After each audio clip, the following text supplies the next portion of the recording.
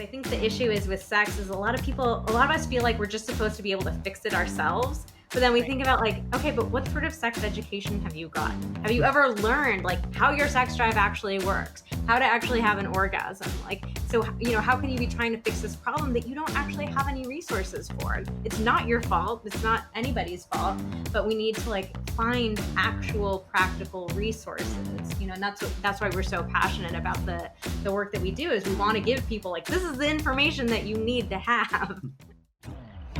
Welcome to Honey Do Me, a podcast that goes into the bedroom and beyond, hosted by Emma Norman and Cass Anderson.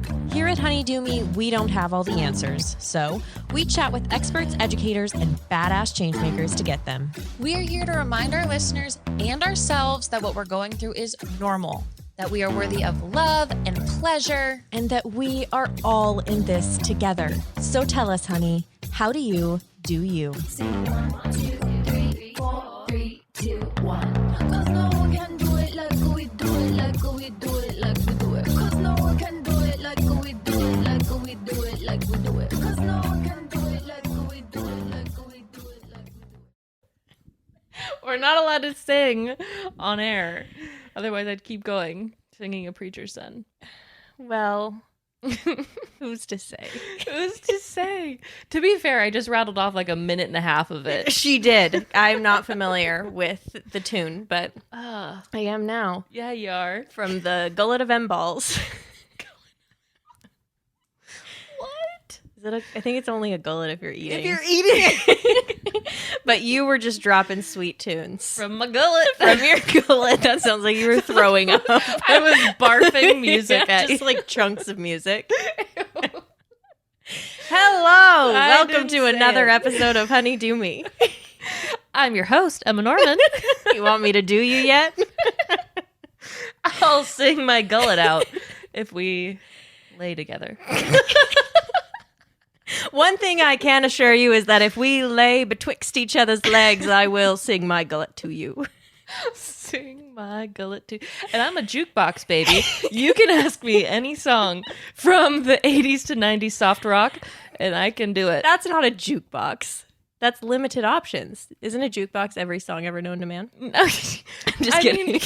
They still have limited options. Not the electronic ones. Have you seen those? That kind of just sounds like Spotify, though. Yeah, but on a big, weird tablet Sounds looking like thing. you don't know. Well, I could have been video lottery. I don't know. Sounds like we're lost here. But you get We're the point. finding our way back. Hello. Hello. How are you? Hello. I'm doing well. How are you? Do you have any updates? Any news? Not like positive things. Oh, well. We all know I struggle with period pain. We all know. But here's something actually interesting that I was thinking about that I wanted to bring to your attention and just get your opinion. So Okay. I've struggled with period pain for many, many years, which leads to situations in which I have to bring it up in front of like bosses or coworkers because like, I have to take time off, whatever, because it's 10 out of 10 pain. It's fucking bad. But it's always really uncomfortable for some reason. And that's coming from somebody who has like studied periods for fucking years and has like worked on like destigmatizing them for myself. And You wrote a wine Yada, yada. paper on them. I did. Emma and I took a wine class together, like a history of It was wine. the last fun thing we did together. Never again. And I somehow made that also about periods. I Yeah. did not write a single paper past sophomore year of college that wasn't about menstruation. Yeah. Anyways, besides the point. And I've noticed that I have a tendency to sometimes say it's something else when I'm having to tell somebody that I can't do something because of my endometriosis, which is like a literal condition, but I'll still blame it on one of my many other conditions because it's easier and like less stigmatized. And then I was feeling very frustrated because I was on Instagram and I was watching a video from one of our previous guests, a reel, and she was Janika Jewel. Okay. She's amazing. Yeah. We love her. Love her. She was advertising period panties. Oh, uh-huh. And they were super cute. She looked amazing. It was fantastic. And it went viral. And I was reading some of the comments and I was horrified at people talking about how like disgusting it was that she was menstruating. Like literally they were like talking about how they wanted her pussy before, but now that they know that it bleeds, like no. But it's like, I'm sorry. What? Most do. Yeah. Like That's just people living under rocks and being terrible and but there were so many. Yeah. Like literally every single comment. And then there'd be like one that was like, oh, thank you so much. Like I'm so excited to like learn more about these. And then it would just be a slew of disgustingness. And it's just so frustrating because really we live in our little cocoon of like everything's normal. And then venturing out into the world, it's Scary. not always like that. And so here's really to say that, you know, we talk about how you shouldn't feel ashamed of anything and, you know, everything about you is normal. And it is. And also it's not always that easy when you get into the real world and you try and take that out there and you try and just exist because people aren't in that mindset and will still make you feel like shit. yeah. So I'm sorry that happens for myself and for everyone else. Are you apologizing to yourself? I am. I'm sorry that I have to live in this world. I'm sorry life is so hard for me. Hard for menstruators. And as a menstruating individual, Yeah. No. I'm frustrated. So basically what you're saying is that shit gets messy. Ugh. Transition. Transition. Fine. You're done with my conversation. It's just Did anything interesting happen to you? No. Fine. Transition away. It's time for some truth. it is time for some truth. But today we're talking about relationship truths. Sorry, I keep transitioning you. Today we're talking about relationship truths. And Yeah. it is a truly phenomenal episode. And while it is not about periods, it is about something maybe just as important. I would agree. Who are we talking to? We are talking with the wonderful Vanessa and Xander Marin. So Vanessa is a psychotherapist, sex therapist, and Xander is her hubby. Just a regular guy. Just a dude. Yeah. Yes. We talk about sex and getting in relationships and just how it can dwindle. and how to get out of the dwindle. Yeah, and how to keep it spicy, but this idea that like maybe it doesn't always have to be spicy and maybe the like standards that we're aiming for aren't real. Or attainable. And there's really no perfect. But I think they're perfect in my eyes. They're damn close. They're my favorite. This was the sex therapy I always needed, to be honest. Yeah. It's a goddamn goldmine of an episode. So if your relationship is on the edge, you're You should needing tune some in. help. Here you go. This might be your saving grace. We sensed that a lot of you are having relationship issues.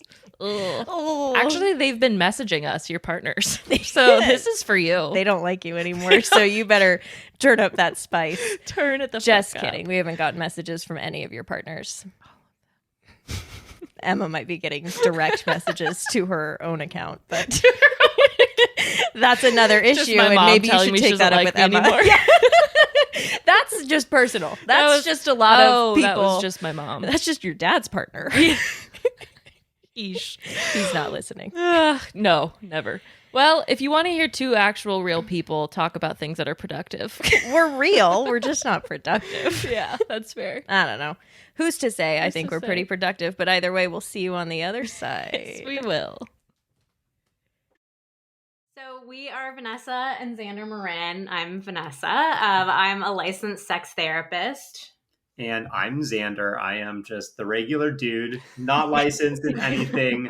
But I used to do all the back end part of our business. And over time, Vanessa convinced me that maybe I should be more front and center and talking to people about our relationship and sex. And so I've been doing that more and more recently. And it turns out the regular perspective actually has a lot to offer.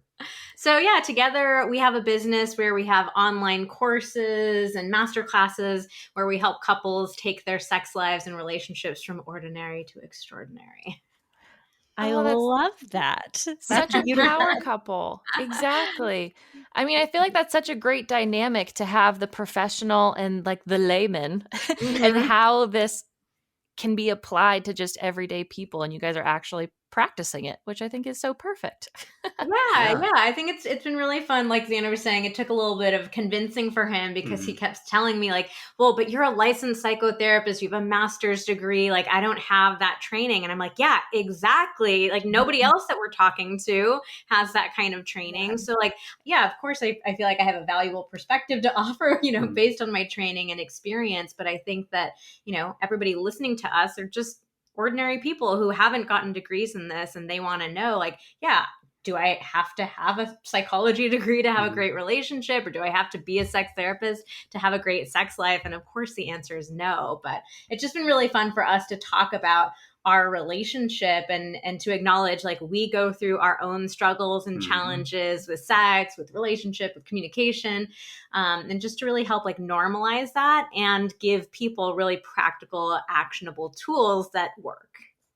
That makes so much sense. I feel like, you, Vanessa, you're going to have a lot of the answers and a lot of the information, but then maybe you, Xander, like offer the perspective of what questions to ask, because I think professionals, maybe it's like, so much that the really simple questions that somebody's like, okay, but how the hell do you do this? It's like, you're not even thinking about it because it's like, well, obviously this way. And so I love having both of those. Yeah. Thanks. Yeah, it's good to have the professional perspective, but then also just like the everyday, like this is what it actually looks like and feels like for, an untrained person to do this kind of stuff. Beautiful. I love that dynamic so much. So we really want to jump in then to what is sex in a relationship? What does that look like?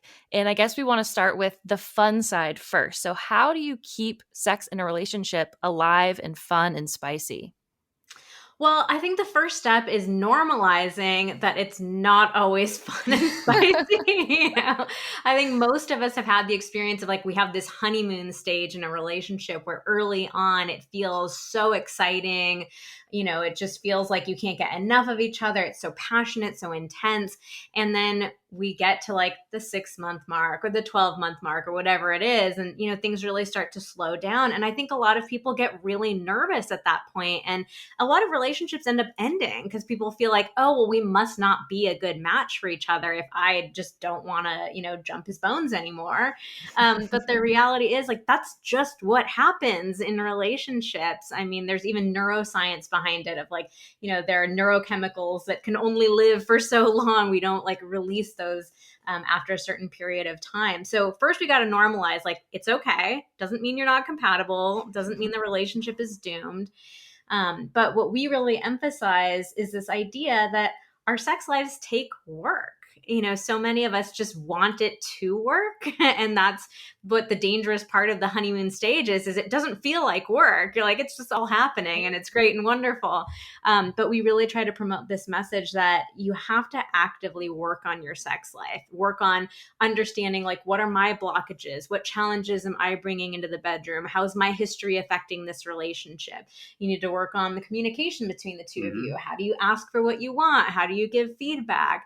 And you have to work on like trying new things with each other, being willing to like be vulnerable and go outside of your comfort zones with each other. And you have to be willing to just talk about sex, which I think is like the biggest hurdle that so many couples face, because you get past that honeymoon period where things just feel like they're working really seamlessly, and then you start having a little friction and you go, oh my God, we don't talk about sex. And then you're like, well, things like we're misaligned, our sex drives are misaligned. Like I'm not getting what I want. It looks like my partner's not getting what they want. And you're like, well, I couldn't talk about it, so I guess we'll just break up. It's like, no, okay, let's first just talk about sex. Like sex is a thing that we have and we can talk about it. And then you can do all that other stuff. Yeah. It starts to get really muddy really quickly, I feel like, with sex and relationships, because the first hiccup, I feel like layers just start building and start adding upon this one thing. And then by the end of it, you don't really know what the origin of your issue could have been, but it could have just started with maybe we just should have talked about sex more. So why do you feel like when we do have hardships with sex, like why do we feel so like ashamed to talk about that in our relationship when we're with this person, we're with this partner? And like obviously relationships take work. So why do we find it so hard to talk about sex once we're past that honeymoon stage in our relationship? Well, none of us are really given the opportunity to like learn how to talk about sex. I mean, all of us from Or a nobody even talks to us about sex Yeah. in a way that feels Uh-huh. comfortable. So what examples do we really have? Yeah, I mean, and we all grow up like it's interesting. Our society is on the one hand completely sex saturated, but on the other hand, it's very rare for there to be open and honest and raw conversations about sex. So, most of us grow up with a lot of sexual shame, whether it was, something that was directly taught to you from your religion, your parents, your community, or just things that you picked up on from the movies, from TV, from porn.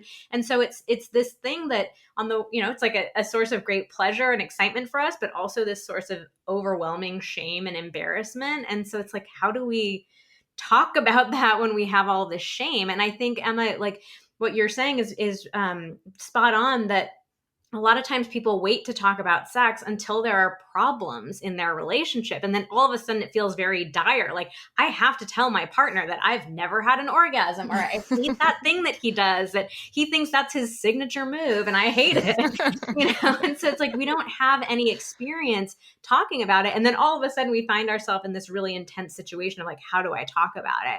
And a lot of us don't end up doing it very skillfully. So the thing that we always try to promote with people is like, talk about sex from the very beginning and talk about it as a general topic. Like, you don't have to have the only conversations that you have about sex be about problem solving or telling your partner what you don't like. Like, if we can get used to having these more neutral and positive conversations about sex, you're going to feel so much more comfortable. You're going to have that, like, the skills kind of built up. And trust. Yeah, and trust. So that when you do get to some inevitable tricky period, it feels like, hey, this is something we've already been talking about. Now we get to have this more, nuanced conversation, but like, we've already been talking about sex. It's okay.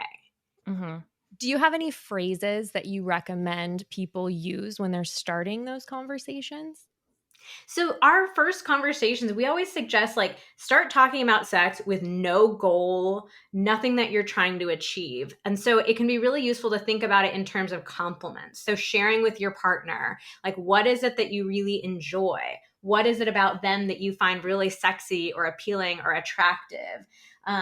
Stuff like that. So you're not trying to solve anything. You're not trying to achieve anything. It's just getting more used to talking about it. And so talking about it like right after you've just had sex can be a great opportunity, because like, it just happened. You guys know what just happened. You're on a little bit of a high. Yeah. So that's a great time to say things like, oh, I really loved when you did that. It was really fun when we did this. Next time I want to do more of that.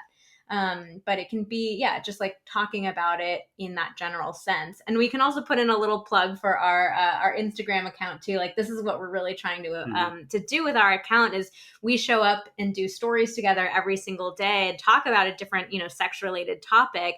And a lot of couples are following us and they say like, yeah, even if it's something that doesn't relate to us, like you guys are talking about threesomes and we know we never want to have a threesome, like it still gives us a conversation to get started. And that way we're like just constantly, every day, like, hey, what did they talk about today, kind of thing. I have a really specific, like, technical question about that conversation. If you're going to have it like right after you have sex. So I am somebody who is prone to UTIs. So right after like penetrative sex, I get up and I go to the bathroom and then I'm like, am I just supposed to like crawl back into bed so we can talk about it? Because that's just not really like the vibe for us after that point. We're like, okay, our puppy needs us. Like, let's go. Let's do these things. So is it okay if it's not like in this cuddly, like romantic way and it's just like, okay, now we're cooking dinner and now we're talking about it? Yeah. And for some people that actually feels less intimidating. I think sometimes people think like, oh, we're supposed to have this like romantic moment afterwards. Yeah. And we're usually like one person wants to go to sleep and the other person's like kind of hyped up. Or that's what happens between us. But like sometimes it can be really nice to talk about it in a totally different context. So you said the puppy, like maybe it's that like you guys take the puppy out on a walk. Like for a lot of people, being out on a walk and being kind of side by side rather than face to face, that makes those vulnerable, intimate conversations feel a lot easier. Yeah. And another tip or two is like, if you don't want to do it like in relation to having just had sex, you can talk about sort of like what your favorite sexual memories are with each other. Like, oh, I was just daydreaming and thinking about the time that we blah, blah, blah. And that's kind of a neutral way to bring up something positive. Or if you want to get a little tricky, you can always say like, you know what? I had a dream last night that we were blah, blah, blah, and it was super hot. Like that's another idea to kind of neutrally bring something up. Because, it's a dream. We all have dreams. We're not really in control of what happens. We love the dream trick. We're like, it's such a good way for introducing things. Like, I had a dream about it. There's no way your partner can check. What do you think? You can't check. Sure. I love that. Emma and I constantly talk about our dreams. So that sounds like a perfect solution for us. Yeah, it's a great way to like introduce something that you want to try, but you're not sure how your partner is going to respond. Like, oh, I had a dream about anal sex last night or having a threesome or, whatever it is. And then it gives you a chance to gauge your partner's reaction. And you're like, oh, really? What happened? Tell me more about that. Do tell. Do go on. Well, I love those suggestions. And I feel like maybe it would be the same suggestions for this scenario. But what if you're in a relationship and sex is getting really complicated and it's getting difficult and maybe you're not having successful sex? So at the end, you're not in a mood to be open to critique, open to the conversation, but you need to have these conversations. So how then do you lead into those conversations, and when do you start them, and what do you say? Yeah, if that's the case, I would definitely not recommend having the sex conversation right afterwards. And especially when you're just getting started talking about sex, again, you don't want to start just talking about the problems. And I know that can be feeling really challenging if you're, just starting to talk about sex, but you're in the midst of a lot of problems. But we do think that it can be really helpful to kind of try to take a step back and build a little bit more of a foundation. So it could be completely outside of the bedroom, just giving your partner compliments. Like, have I told you lately how good your butt looks? Thank you. I love that you're looking at him. That's so cute. I've been working on it. Or like, that shirt that you're wearing, it looks so good on you. It like it brings out the color of your eyes, whatever it is. So it can be, other stuff like that. But yeah, don't start talking about it like right after you've just had an unsuccessful moment in the bedroom together. Mm-hmm. Is there anything you can do to like unite each other in that moment to like be like, okay, we know that wasn't fantastic, but let's move on and have a good rest of our day and we can talk about it later? Yeah, it really depends on the couple and the situation. I think what you just said could be a really nice way of saying it. Like, I mean, like sometimes we have sex where it's like, something happened in the middle of it. We got interrupted. It ended up feeling kind of rushed. For whatever reason, it didn't end up being amazing. And sometimes we'll like high five each other and be like, you know what? We got that done. Yeah. Like if you have that kind of vibe with each other, that can just be like a fun way to acknowledge it. But I think if it's a little more serious, it could be something like saying, I know our sex life is not where either one of us want it to be right now, but I love you and I care about you and I'm really committed to working on this. So it's acknowledging things aren't great, but I want us to work on getting them to great. And another thing that you could also do is, because a lot of people want to have sex in order to feel connected. And so if you are struggling to have the sex that is making you feel connected, you could talk about like, hey, that I know that didn't go the way that we wanted it to. Could we schedule some time later to just have some intimacy together that's not sex? Like, let's just snuggle on the couch together, or like, let's cuddle in bed naked for 10 minutes or something like that. Just like scheduling some non-sexual intimacy, because I think that's missing in a lot of relationships, especially when the sex isn't going well. And so just trying to intentionally say, let's add a little bit more of this into our lives right now. That can be a nice way to still feel connected while you try to work out, what's going on sexually. If you're experiencing that and you're like, okay, we really want to work on this, but we have no idea what to do. Because in my head, one of the only things to do is like, okay, we go to sex therapy, but maybe that's like a really big jump for people, or they're not quite ready to talk to a stranger if they're not even ready to talk to their partner. So it's like, what can you do that's really accessible and like easy, quote unquote, so that it feels like manageable? Well, that's really what we're trying to achieve with our courses. Like I started my business as a one-on-one therapist and realized like this is a really high bar to get people to come in person and talk about the most intimate details of their lives. So that's why we started creating online courses for the most common challenges that were coming up, like female orgasm, low libido, mismatched sex drive, performance anxiety. So that might feel like something that's much more doable to you. Like we can do this in the comfort and the privacy of our own home kind of thing. Right. If you're not wanting to ready to invest in that way, it could be listening to this podcast together. We have a podcast too, and a lot of couples will tell us we have a weekly date where we sit down with a glass of wine or some tea and we listen to your podcast together. So, listening to your podcast as well, that could be a great thing. We also have a ton of free guides and resources on our Instagram channel and at vmtherapy.com on our website. So we really want to make resources available and accessible to everybody. So you could check, something like that out and just read one of the guides together, read a blog post, something like that. So I think just as long as you're getting engaged in some sort of educational material, because I think the issue is with sex is a lot of us feel like we're just supposed to be able to fix it ourselves. But then we think about okay, but what sort of sex education have you gotten? Have you ever learned how your sex drive actually works, how to actually have an orgasm? So, how can you be trying to fix this problem that you don't actually have any resources for? It's not your fault. It's not anybody's fault, but we need to find actual practical resources, and that's why we're so passionate about the work that we do, is we want to give people this is the information that you need to have. Mm-hmm. I've gotten more out of the last 18 minutes than the counseling that I went to when I was having issues with sex in my relationship. But I also think that maybe that other problem was that I was just seeing a regular therapist. Would you really encourage seeing a sex therapist? And that can also feel intimidating. I don't deserve to see a sex therapist yet, or I'm not there yet. But would you highly recommend that that's the step you should be taking?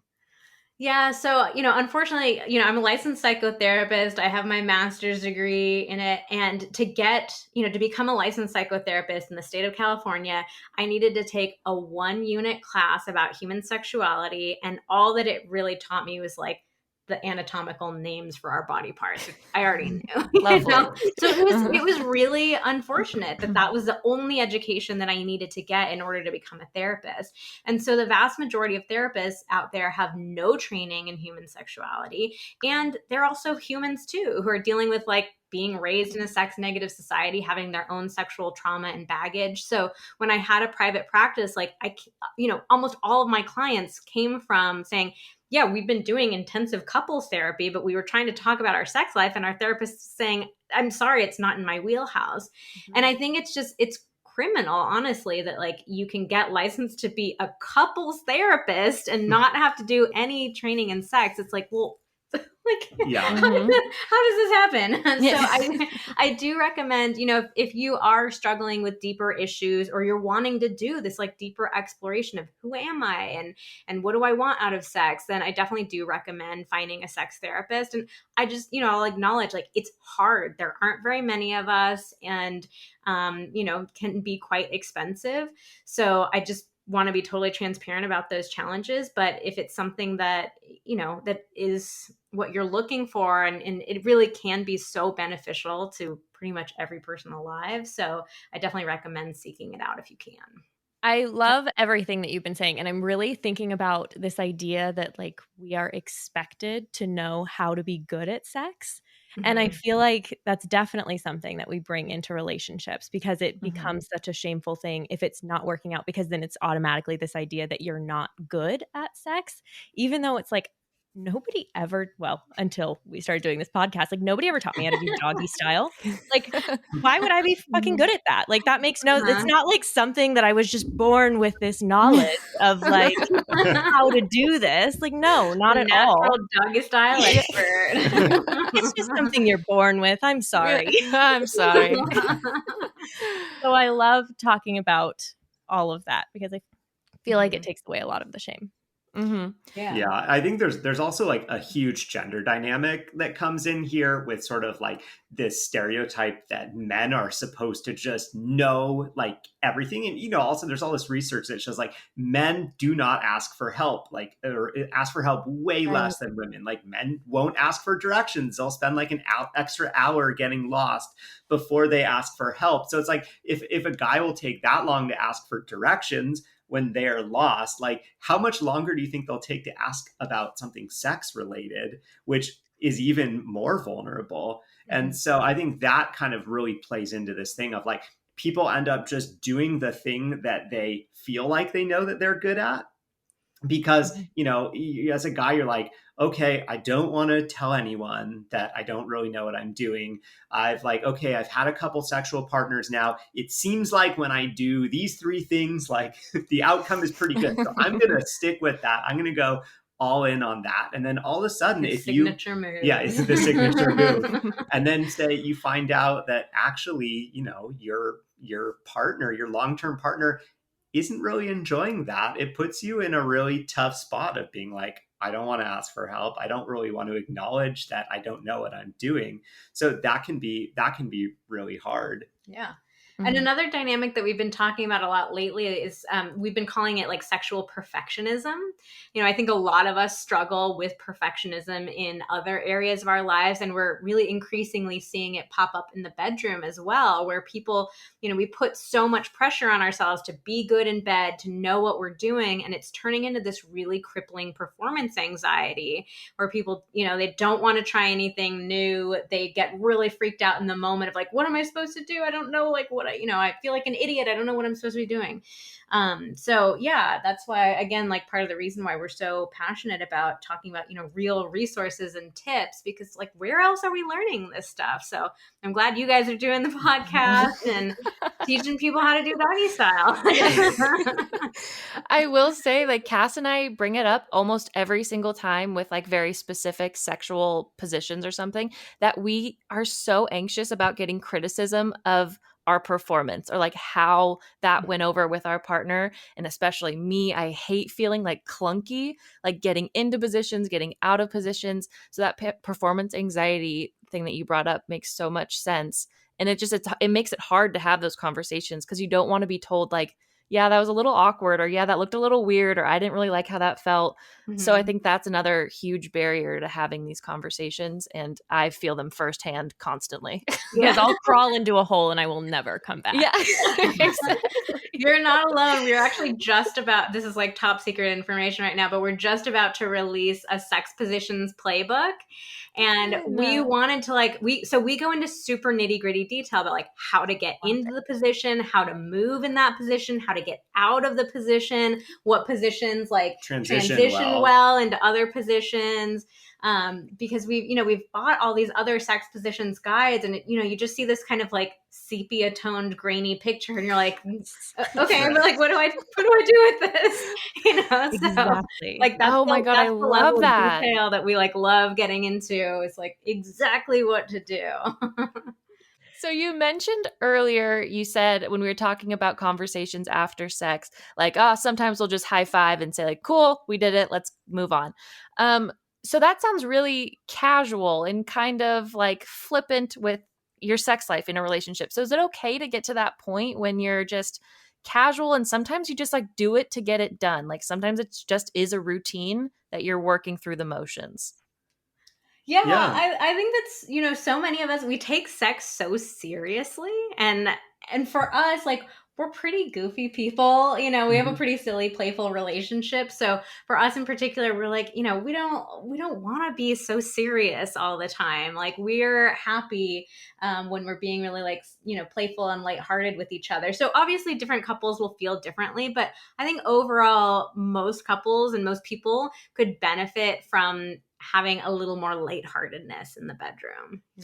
Yeah, I think it's a fine balance between sort of how often you're having those like we're getting it done to get it done type of sexual experiences versus being more intentional and spending more time and really focusing on like trying new things or really enjoying the moment. So I think, if you're sliding too far into one end or the other end, each of those can get problematic. Like if you're always trying to do something new and exciting, that can be tough because it's like you're just constantly setting the bar higher and higher and higher. And if you're always kind of going to like the old faithful, like let's just get it done type of sex, then you're not really having very much fun with it. But if you can balance the two, then each of those types of sex can be really fun and enjoyable because there's sort of a novelty to each one. Absolutely. I love that. I think when I personally start to take things too seriously is when I get really anxious and when I get that performance anxiety. I am not a super serious person. That's just not how my personality is. And so something that we've been learning on the podcast is how to like joke around a little bit more. So I always high five my partner after sex. And I think it irritates him a little bit because he's like, you're not my buddy that like we just and I'm like, I kind of am. A sex buddy. Yes, sex buddy. So Xander, you also mentioned like scheduling, like, hey, if we can't talk right now, let's schedule some time to be like intimate later. So can we talk a little bit about scheduling intimate time with someone you're in a relationship with? Yeah, definitely. So I mean, we talk about the benefits of scheduling sex as well as the benefits of scheduling any kind of intimacy. But I mean, scheduling sex in particular can be a really positive thing because you can basically just say, you know what, we want to set aside 1 day a week or 2 days, whatever the frequency is that you want. And you can say, you know what, we're going to set aside some time, not necessarily to just have sex, but to have some time where we can have some intimacy. We can be open to the possibility of having sex. And that it's a good way to be able to just send the message to your partner that like sex is something that is important to you. We're going to hold this time on our calendar. We're going to, devote this time to each other. Or maybe that it's, you're going to go out for dinner. You're going to have a date and then you're going to have some time alone together or vice versa. We actually always recommend having sex before going out on a big date. Ooh, because, okay. After you eat a lot or drink a lot, you're never feeling that sexy. Nobody ever wants to have sex after like a big fancy meal. 100%. Yeah, I mean, I think, if you say the phrase scheduled sex, a lot of people just like get instantly freaked out. But I think the reality of our lives these days is like we schedule the things that are important to us. And we don't put this judgment on scheduling that time. Like we see it as, yeah, this is important to me. So I'm putting it in my calendar. So, anything that we really value, we want to make sure we show up for, we're excited for, like that goes into our calendar. So it's just sort of funny that when we think about sex, all of a sudden it's like, oh, no, I could not possibly schedule that. And even, people will schedule date nights and feel like, oh my God, I'm so excited. We're going out to dinner at our favorite little place on Saturday. We schedule vacations with each other. And then we get so excited, like that build up for months, for weeks of like, what are we going to do? Where are we going to go? Where are we going to stay? And so I think that we can bring that same level of excitement and anticipation into scheduling sex. This idea of like, this is our special time. We're carving it out just for us. And we're going to do, get excited about it. We're going to talk about it. We're going to build that anticipation. Like we can bring that same sort of energy into it rather than like, here's our scheduled sex day. Like, take your clothes off, It doesn't have to be like that. Yeah, and I think it all gets back to like if we don't have a history of talking about sex, then of course we don't value like putting aside time on the calendar to have sex because that would require us to have talked about it first. So if you can develop that foundation of talking about sex more, then it isn't a big jump anymore to be like, oh, just like we would schedule a date night or just like we would schedule a vacation, we can also schedule this thing. But I think oftentimes we really try to tell people, don't like put like 30 minutes on the calendar. Like, we have to have sex right then because that's kind of a recipe for disaster. Unless both of you like are very easily kind of turned on in the moment. You want to give yourself some time and space to just have a fat buzzer that goes off at 30 minutes. Yeah. Alarm. You didn't do it. Couldn't make it happen. I love that reframing because I feel like when we start to think about the idea of scheduling sex, it's like the opposite of spontaneity. And that feels like such a high value thing in relationships, especially when they're beginning out, like spontaneous. It just feels like the goal for some reason. So I love the reframing of no, it's really important to me. And especially my partner and I have been together for 5 years now. And so we've got a lot more things in our lives than we did when we started dating in college. And so we just have a lot more things in our day. So it makes sense that we would have to prioritize it. I like the word prioritize. That feels good. Yeah. I mean, I think vacations are a really good example of there can be plus sides and negative sides to spontaneous sex and to scheduled sex. So if you think about it as a vacation, so let's say your partner just tells you it's Friday, at noon, your partner says, pack your bags, we're leaving and we're going on a trip. That can be really exciting in and of itself. But what if it's not a place that you really wanted to go to? Or what if there's a museum or some sort of site that you wanted to see and you can't get tickets to it? And you're the kind of person who actually likes to plan beforehand and pick out every single meal where you're going to go to and, pick the perfect boutique hotel. So it's there's that. And then versus, let's say your partner tells you, hey, I want us to plan a really special, trip together in 2 months. And then you guys get to have that whole time of let's pick that exact right hotel and let's figure out where we're going to eat. It's there can be a lot of fun in that too. But on the other extreme, it's if you book a guided tour to, whatever. We're going heavy on this vacation. If you do if you go all in and be oh yeah, we're paying for the 2-week guided tour of France or whatever, they're going to have such a scheduled out trip. You're going to, after a week, you're probably going to be oh man, I kind of just want a day off, or if you maybe call an audible and go to this museum instead. So, they're like Vanessa was saying, there are pluses and minuses to all those approaches. So we tend to say, strike a balance. Yeah. Yes, absolutely. That makes so much sense. And the way you're talking about scheduling just sounds so reasonable now.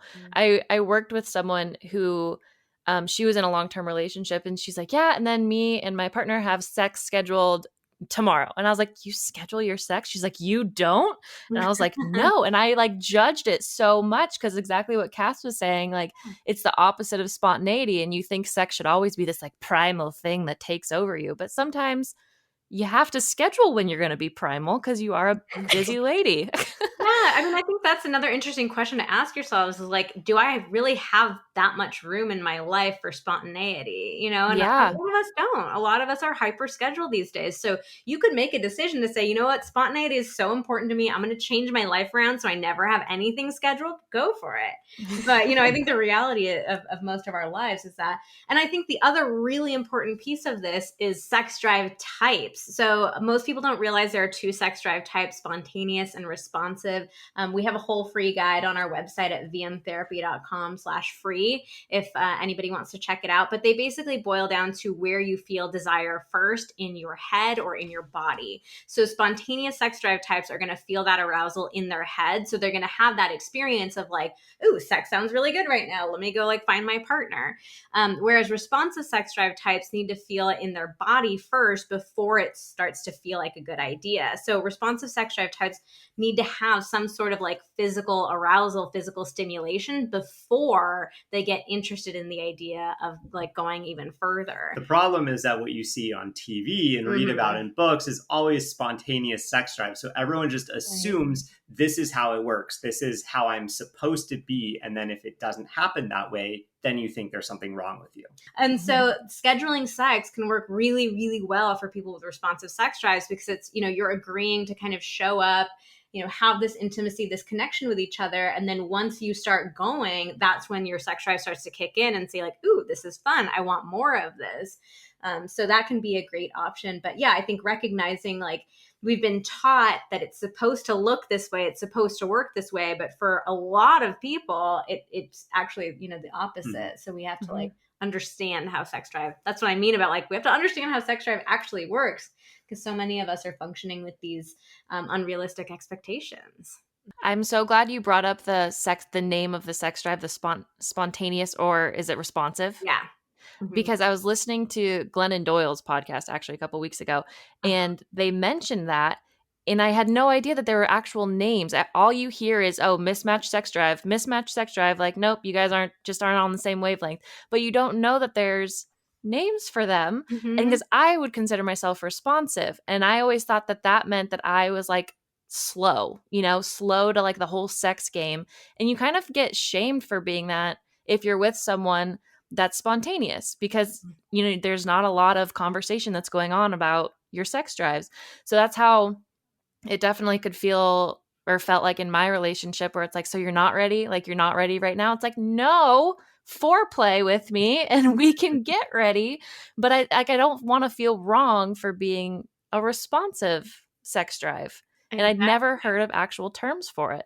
Yeah. Most people have no idea. And we have so many people who will tell us, I felt like there was something horribly wrong with me. I felt like I was broken. I felt like I had just incredibly low libido or no libido at all, just because they didn't understand, like, no, it's just that your body needs to get turned on first before your mind does. And so, a lot of people will tell us like, well, okay, but spontaneous sex drive just sounds way better. But the challenge for spontaneous sex drive is that they can mentally be in the mood, but their body takes longer to respond. So people with spontaneous sex drive often have performance issues. Like if it's somebody with a vulva, they might be, mentally turned on and ready to go, but they're feeling dry. Or if they're a penis owner, they want to have sex, but they're unable to get an erection, or it's taking them a while to get an erection.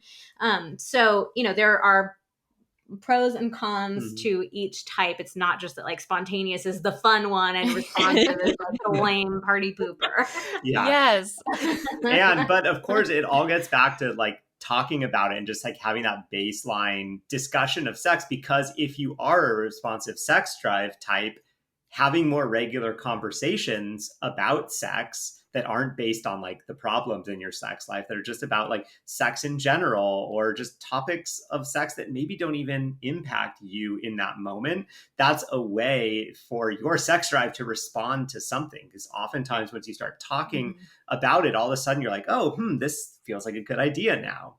So in terms of initiating sex then, let's say your partner has a responsive sex drive. What are some good ways to initiate sex in that scenario? And then if your partner has a spontaneous sex drive? Yeah, I think once you guys have that conversation of realizing like, your partner may not be immediately interested in sex, that can really be helpful. And so sometimes in terms of the actual initiation, it could be initiating a makeout session, or initiating the two of you masturbating side by side, or offering like, hey, I want to go down on you, or I want to touch you. So initiating different kinds of activities can often feel a lot better. Like I was saying earlier, like scheduling sex can work really well too, because it gives that person time to kind of like get themselves in the zone and build up that anticipation and excitement. And you can still initiate with scheduled sex. Like it could be, you have it on the calendar for a certain day, but on that day, like one person or the other person is initiating. So that can work. And then another trick that we really like is we love using the word open. Like, are you open to being intimate, or are you open to spending some time with me? Because it really gets across this message that like, so when you ask somebody, do you want to have sex with me? I think there's this pressure of like, ooh, well, right now, like, no, I don't want it. and like, can I promise that I'll be able to perform? Yeah. So for a lot of people, like, even though it's just such a, that one word that you're changing, like asking somebody, do you want to have sex, feels like high pressure versus are you open to it? That's like saying, yeah, you don't have to be really interested in it right now. You don't have to be ready to go right now, but are you open to like spending some time with me and seeing if that desire comes up for you? Yeah. And you can even get more specific with it. Like you can set an expectation in your relationship that, you can say, okay, yeah, I'm open to making out or to foreplay for 5 minutes or for 10 minutes. And then, and then I can make a more final decision about what else I'm open to or not. And if I'm not feeling it, we talk about, what we do next, or kind of like how we respectfully shut it down. Yeah, you kind of kick the can down the road, recognizing like the responsive person just needs a little bit of time to figure out, is this something that I want to, keep doing? Because very often with that time, your mind will come around to it. It's just, you need to have the space to be able to do that. Like, give me a sample and then I'll let you know. Yeah. Oh, that's such a good way of putting it. I love that. Oh yeah. Like, I'm not really sure I want ice cream, but if I go and have a couple samples, I'm pretty sure I'm walking away with a cone. Love to taste test. I just That want to works. taste Wow, test. that works on so many levels. I love that. And it feels so much more supportive the way that you're describing it right now too, like being open to it and then talking about which sex drive maybe feels more aligned with you. You're really working towards a great functioning relationship and like sex in your relationship. I have some questions. So I feel like we've really gotten into like when things start to feel a little sticky or not so good. What about when things just start to feel kind of boring? Like, what do you do then? Because I would say for my relationship personally, it's like we don't, in the beginning, like this is kind of was something I wanted to say at the beginning, like we didn't really have that honeymoon phase, I feel like, because we both came in with so much shame that I feel like, honestly, we're getting into it now, like 5 years later, which is great for us. But then sometimes it's like it's just a little boring and we're not really sure how to spice it up. And, you know, we obviously try and learn things on the podcast. I'm like, oh, I'm kind of interested in this. Let's try this. But do you guys have any like favorite suggestions? Well, yeah. Well, first of all, I'm really glad that you acknowledge that because that definitely is the case for, for a lot of couples. It's the minority, but it, definitely like a significant percentage of couples just never have that honeymoon stage. So that's normal. It doesn't mean that you like didn't have a good connection or, there's no future for the relationship at all. But yeah, so, when it comes to like trying new things in the bedroom, like we've all heard that advice. Like it's nothing new, like keep it spicy, try new things.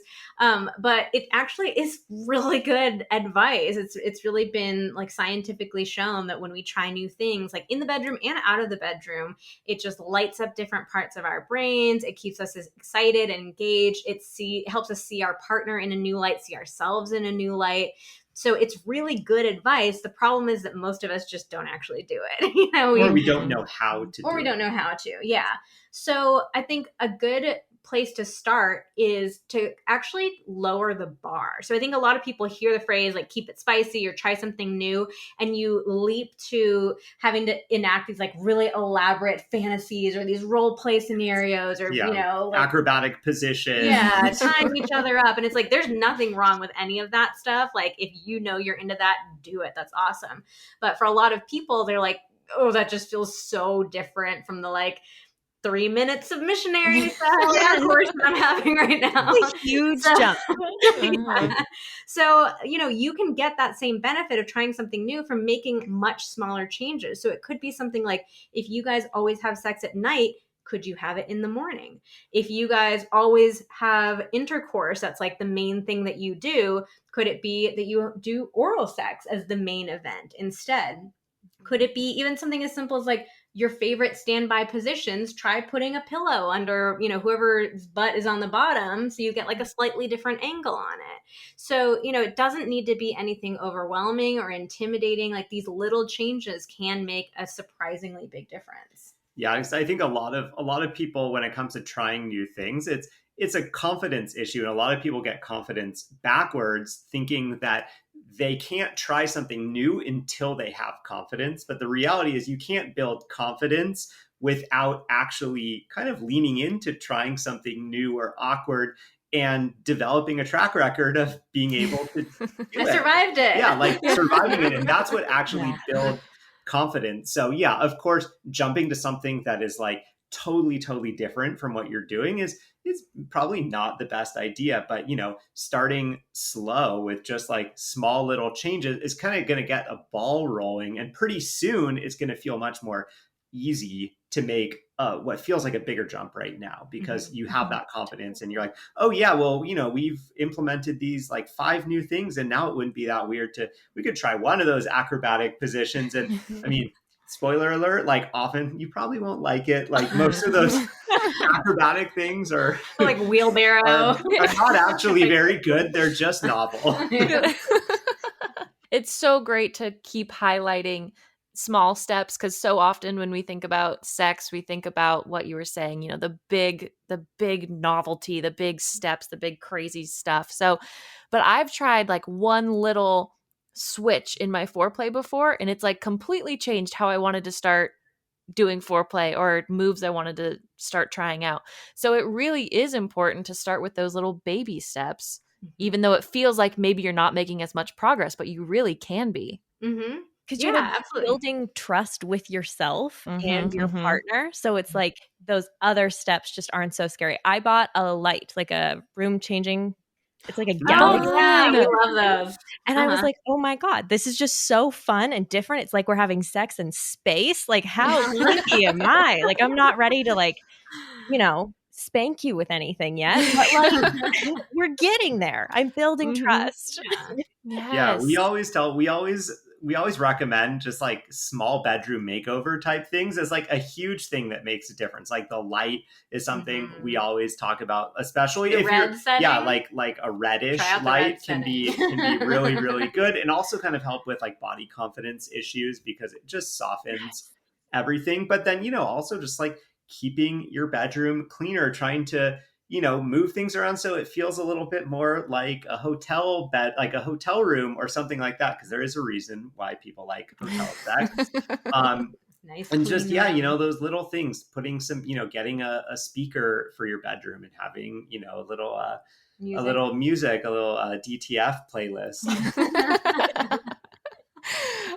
So we have all of these, like, let's say we're perfect now after listening to this episode, and we have all of these amazing communication skills.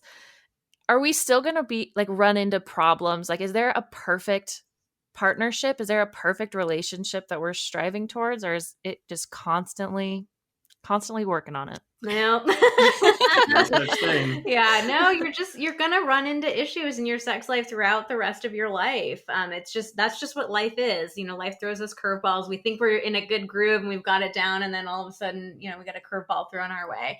So I think that, for us, that's why it's so important to normalize having ups and downs and ebbs and flows, and to keep talking through the whole thing, to keep finding resources and learning new things. And so I think, you can definitely get to a place, I feel like our sex life is in a really great place, that we have had ups and downs, we have challenges that come up, but now when we get thrown a curveball, we're like, okay, yeah, we knew to expect this. We know what to do. We know ways that we need to reconnect or reprioritize. So it feels a lot easier to navigate. But yeah, nobody's ever going to get to a place where you just have this perfect sex life where everything always goes exactly how you wanted it to. And if you're feeling a little if that worries you, think about what else in life is there where you reach a certain threshold and then you never have to worry about it again. Like, I think a lot of us have the experience like with money, where early on it's like, oh, well, once I make X amount of money, life will just be easy. And pretty much everyone has that experience of like, eventually you get there and you're like, well, no, there's other, there are other challenges. There's, it's with a job. It's not like, oh, once I get that one promotion, then the job, everything will be easy. I'll never have to try again. Like, what else in life is there that, you never have to try once you reach a certain threshold? I think this is just the same as every other aspect of life. How do you know when maybe you should stop trying and that maybe it is a deal breaker kind of situation? Oh, that's a good question. And it's a tough one. It's on such an individual, couple by couple basis. I think, the key that we really look for is the effort that you're each willing to put into your sex life.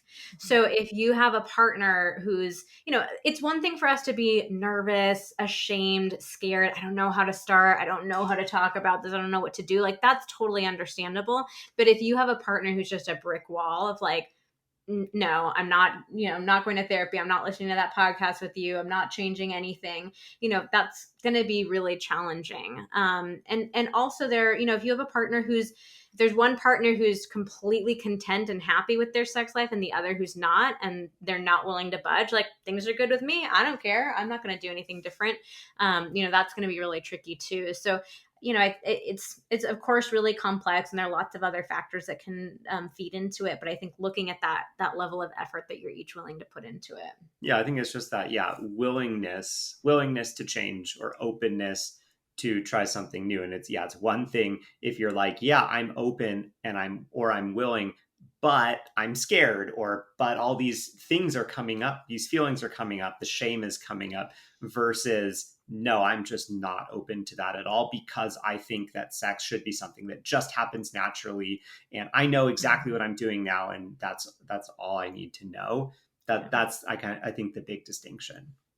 to end on a happier note, what are some signs if you've just started dating, or maybe you're going through a little bit of a hardship, but like, you're going to be compatible. You guys got it. Some green flags. Yeah, green flags, if you will. I mean, yeah, effort can be the green flag as well. If you have a Mhm. partner who's willing to talk about it, who's communicative, who asks you, hey, what are you into? What would you like to try? What did you think about that? Any sort of partner who's willing to have that level of communication with you, that's definitely a great sign. And then I think, another good sign is like, how do you show up with that person? I think sometimes there's just an intuition that kicks in with us where there are certain people that we feel more comfortable being vulnerable and open with. And sometimes there are people who are like, there's some sort of vibe that's off here. And like, I don't want to go there. So I think, what level of vulnerability are you allowing yourself to go to with that person could be another interesting green flag too. I love it. I think those are perfect. Where can our listeners continue to connect with you after this episode? Yeah, we would love to connect with any of your listeners. The two main places to find us are on Instagram. Our handle is Vanessa Marin Therapy. And like I was saying earlier, we do stories together every single day where we talk about different topics and give you those conversation openers. So we are always active there, and come say hi in a DM. We love chatting with people too. Yeah. And then also you can find us at vmtherapy.com. And like we mentioned before, all the free stuff is at vmtherapy.com/free. And your amazing podcast, Pillow Talk, right? Yes. Yeah. We have our own podcast. We just started it. So it's at Pillow Talks with an S. But yeah, we're doing weekly episodes. We're having a lot of fun with it. So if you're obviously a podcast listener listening to podcasts, come check out ours out too. Yeah, definitely. Wrong audience for that, but okay. Yeah. Throw it out there anyway. It's this new thing called a podcast. I'm sorry, what was that? I said, beam me in. Beat me in, button me in, push me in. Call me, beat me. If you want to reach me. Yeah. Page me. I wish I could page Vanessa and Xander whenever I wanted to. I know, with your many questions. All questions and relationship advice. So thank you so much for being on the podcast today. It was eye-opening, honestly. Heart-opening. Earth-shattering. Heart-opening, that's the thing. I thought it just sounded like my butt opening. Heart opening. Oh, heart. I thought you said hard opening. No. I might have said that. I feel kind of guilty.